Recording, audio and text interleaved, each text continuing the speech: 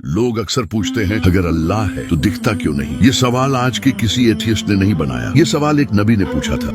ऐ मेरे रब, मुझे दिखा कि मैं तुझे देख सकूं।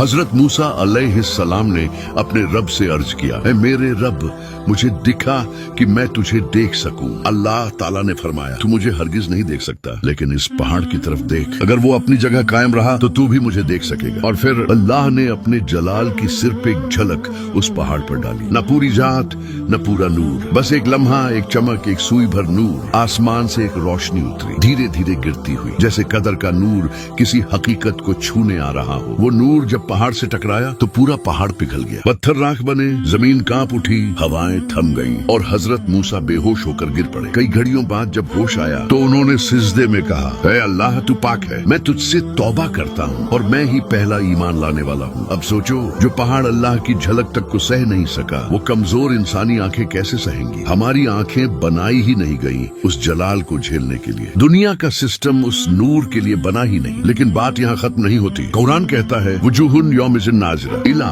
रब्बिहा नाज़िरा, कयामत के दिन कुछ चेहरे रोशन होंगे और वो अपने रब को देख रहे होंगे। वही दिन जन्नत का सबसे हसीन दिन होगा, ना मौत, ना डर, ना पर्दा, सिर्फ दीदार। अब समझो, अगर अल्लाह इस दुनिया में दिख जाता तो जन्नत में क्या बचता। दोस्तों, एंटरटेनमेंट तो हर कोई फैलाता है, लेकिन इल्म फैलाना मोमिन का काम है। तो लाइक करो, शेयर करो और चैनल सब्सक्राइब कर लो भाई।